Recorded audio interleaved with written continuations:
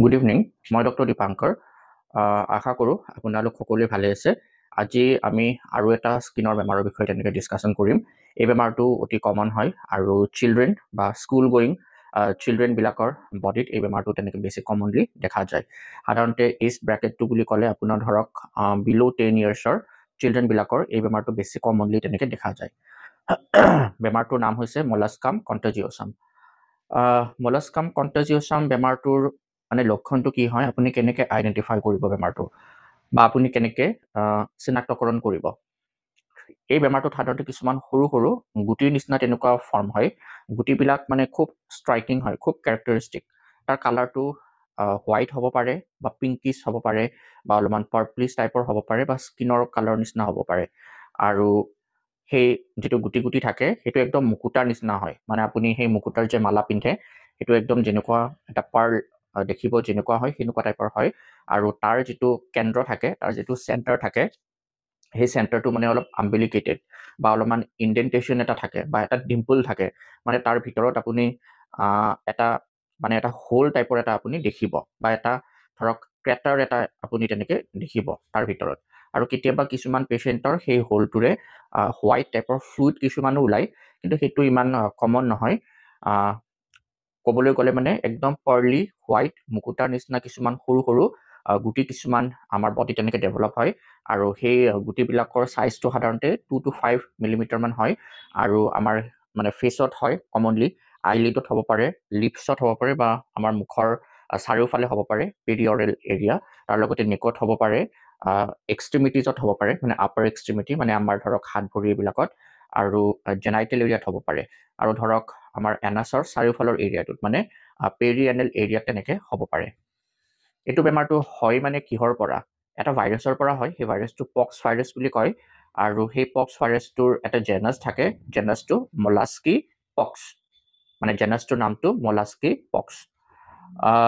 Spread কেনেকৈ হয় মানে কেনেকৈ আপুনি বেমাৰটো তেনেকৈ কেটচ কৰি লয় মানে ইনফেকশ্যনটো আপুনি কেনেকৈ কেটচ কৰে সেইটো তিনিটা মেইনলি মানে হেৰি থাকে মানে ক্ৰাইটেৰিয়া থাকে বা তিনিটা অপশ্যন থাকে সেইকেইটা হৈছে এটা হ'ল আপোনাৰ স্কিন টু স্কিন ডাইৰেক্টলি তেনেকৈ কণ্টেক্টত আহিলে আপোনাৰ স্কিনত যদি কিবা তেনেকুৱা ধৰক কটা চিঙা তেনেকুৱা ঘাঁ আছে তো সেই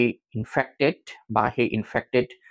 মানুহজনৰ বডিৰ সেই মানে ভাইৰেল পাৰ্টিকলছটো আপোনাৰ সেই স্কিনেদি পেনিট্ৰেট কৰি কেনে আপোনাৰ বডিত কেইদিনমান পিছত তেনেকৈ মানে স্কিন লিজনছটো তেনেকৈ ডেভেলপ কৰিব পাৰে সেইটো হ'ল skin to skin direct transmission আৰু ইয়াৰ লগতে ফমাইট বুলি কয় ফমাইটৰ পৰাও তেনেকৈ ট্ৰান্সমিশ্যন হ'ব পাৰে ফমাইটছ বুলি ক'লে সাধাৰণতে কিছুমান সা সৰঞ্জাম হ'ব পাৰে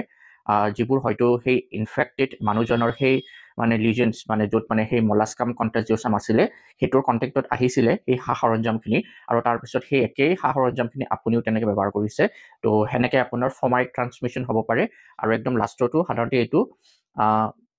ছেক্সুৱেলিও তেনেকৈ ট্ৰান্সমিট বা ট্ৰান্সমিশ্যন হ'ব পাৰে বহুত ক্ষেত্ৰত আপুনি দেখিব কিছুমান ল'ৰা ছোৱালীৰ জেনাইটেল এৰিয়াত সৰু সৰু ল'ৰা ছোৱালীৰ জেনাইটেল এৰিয়াত মানে তেওঁলোকৰ গুপ্তাংগত বা তেওঁলোকৰ এনাছৰ চাৰিওফালে মলাস্কাম কণ্টাজিঅ'ছাম তেনেকৈ আপুনি দেখিব পাৰে তো সেইটো খুব গুৰুত্বপূৰ্ণ হয় মে বি সেই চাইল্ডগৰাকী তেনেকুৱা কোনোবা সময়ত হয়তো তেওঁলোক তেনেকুৱা ছেক্সুৱেল এবিউজ বা ছেক্সুৱেল মলেষ্টেশ্যনৰ তেনেকুৱা সন্মুখীন হৈছিলে যিটো তেওঁলোকে হয়তো ক'ব পৰা নাই তেওঁলোকে গম পোৱা নাই আৰু তাৰ হয়তো পৰিণতি স্বৰূপে তেওঁলোকৰ সেই মানে প্ৰাইভেট পাৰ্টত সেনেকুৱা লিজনছ কিছুমান তেনেকৈ ডেভেলপ হৈছে সেইটো খুব ইম্পৰ্টেণ্ট হয় আৰু ডক্টৰ এজনৰ লগত সেইখিনি সময়ত আপোনালোকে মানে ভালকৈ দেখুৱাই মেলি কেনে বেমাৰটো কনফাৰ্মেশ্যন কৰাটো ইম্পৰ্টেণ্ট হয় এতিয়া এই বেমাৰটোৰ সাধাৰণতে যিবিলাক জাগাত অলপ গৰম হিউমিডিটি বেছি হয় সেইবিলাক জাগাত অলপ বেছি কমনলি দেখা যায় যিবোৰ মানুহৰ ধৰক ইমিউনিটিটো তেওঁলোকৰ ডাউন হয় ধৰক HIV বা এইডছত ভুগি থকা ৰোগীবিলাকৰ তেনেকৈ হোৱাৰ সম্ভাৱনাটো বেছি আৰু চিলড্ৰেনবিলাকতো মই অলৰেডি ক'লোঁ চিলড্ৰেনবিলাকৰ হোৱা সম্ভাৱনাটো বেছি আৰু যিবোৰ মানে চিলড্ৰেনৰ তেওঁলোকৰ এটপিক ডাৰ্মেটাইটিছ বা একজিমাৰ তেনেকুৱা হিষ্ট্ৰী থাকে তেনেকুৱা চিলড্ৰেনবিলাকৰো এই বেমাৰটো কমনলি হোৱা তেনেকৈ দেখিব পোৱা যায় এতিয়া সেই পেপিউলছ বা সেই লিজনছবিলাকৰ চাইজটো খুব ইম্পৰ্টেণ্ট হয় সাধাৰণতে সেই গুটিবিলাক বা সেই পেপিউলছ বা লিজনছবিলাকৰ চাইজটো 2 পৰা 5 mm মানৰ ভিতৰত থাকে কিন্তু যদি আপোনাৰ ধৰক কোনোবা HIV এইডছত আক্ৰান্ত ৰোগীৰ তেনেকুৱা মলাস্কাম কণ্টাজিয়াছাম হয় বা যিকোনো ইমিউনো কম্প্ৰমাইজড মানুহৰ যাৰ মানে ৰোগ প্ৰতিৰোধ ক্ষমতাটো যথেষ্টখিনি কমি গৈছে, ডাউন হৈ গৈছে, তেওঁলোকৰ জাইণ্ট মলাস্কাম কণ্টাজিয়াছাম হোৱাও তেনেকৈ দেখিব পোৱা যায়। মানে তাৰ চাইজবোৰ 5 mmতকৈ ডাঙৰ হয়। এতিয়া এই মলাস্কাম কণ্টাজিয়াছামটোৰ সাধাৰণতে আপুনি ট্ৰিটমেণ্ট নকৰিলেও উইদিন 6 months to 1 year মানৰ ভিতৰত সি নিজে নিজে নাইকিয়া হৈ যোৱা বহুত ক্ষেত্ৰত বা বহুত কেছত তেনেকৈ দেখা যায়। ট্ৰিটমেণ্ট কৰিলে এইটো এডভান্টেজ থাকে কি আপোনাৰ সোনকালে মানে সেই মানে বেমাৰটোৰ পৰা আপোনাক তেনেকৈ আৰোগ্য কৰি কেনে তুলিব পাৰি। এই বেমাৰটোৰ কেতিয়াও তেনেকৈ মেলিগনেঞ্চিলৈকে যোৱা বা কেঞ্চাৰৰ কিবা চান্স তেনেকুৱা একো নাথাকে। এইটো এটা বিনাইন স্কিন টিউমাৰ হয়। ইয়াতে আপোনাৰ আৰু এটা কথা, ইনকুবেশ্যন পিৰিয়ড এটা থাকে। ইনকুবেশ্যন পিৰিয়ড বুলি ক'লে সাধাৰণতে ধৰক 2 weeks to 6 months মান থাকে। ধৰক আপুনি ভাইৰাছটো আপোনাৰ বডিত তেনেকৈ প্ৰৱেশ কৰিছে আৰু আপোনাৰ প্ৰথম মানে গুটিবিলাক ডেভেলপ হৈছে। এই সময়খিনি, এই মাজৰ সময়খিনিক ইনকুবেশ্যন পিৰিয়ড বুলি কোৱা হয়। এইটো সাধাৰণতে 2 weeks to 6 months মান তেনেকৈ থাকে। এতিয়া যদি আপোনাৰ মলাস্কাম কণ্টাজিয়াছাম হৈছে তেতিয়াহ'লে আপুনি কেনেকৈ কেয়াৰ লৈ থাকিব? খুব ইজি হয়। আপুনি নিজৰ পাৰ্চনেল হাইজিনটো বা আপোনাৰ শিশুৰ যদি হৈছে তেওঁলোকৰ পাৰ্চনেল হাইজিনটো ভালকৈ মেইনটেইন কৰি ৰাখিব। ট্ৰাই কৰিব যাতে তেওঁলোকৰ যিবিলাক মানে খেলা ধূলা সামগ্ৰী বা যিবোৰ আইটেমছ বা সা সৰঞ্জাম তেওঁলোকে স্কুলত অন্যান্য চিলড্ৰেনৰ লগত তেনেকৈ ডেইলি হিচাপত শ্বেয়াৰ কৰে। আৰু যিহেতু স্কুল গোয়িং চিলড্ৰেনবিলাকৰ এই বেমাৰটো খুব মানে কমনলি দেখা যায়, গতিকে সেই সা সৰঞ্জামবোৰ ফৰ্মাইট হিচাপে কাম কৰিব পাৰে। আৰু সেইটো কাৰণে সেই বস্তুবোৰ আপোনালোকে স্কুলৰ পৰা অহাৰ পিছত ভালকৈ ধুনীয়াকৈ চেনিটাইজেশ্যন কৰি বা ভালকৈ অলপমান ষ্টেৰিলাইজ কৰি চাফ চিকুণকৈ ৰাখিব যত্ন কৰিব পাৰে। অভাৰ ক্ৰাউডিং এৰিয়াবিলাক তেনেকৈ এভইড কৰিব পাৰে। আৰু অবভিয়াছলি মানে বেমাৰটো দেখা দিলে তেনেকৈ ডক্তৰ এজনৰ ওচৰত আহি কেনে তেনেকৈ আপোনালোকে ট্ৰিটমেণ্টৰ তেনেকৈ দিহা কৰিব পাৰে। এতিয়া হোমিঅ'পেথিক ফালৰ পৰা তেনেকুৱা কিবা মেডিচিনছ আছে নেকি? বৰিকেছ মেট্ৰমেডিকাৰ ফালৰ পৰা ক'বলৈ গ'লে 3টা মেডিচিনছ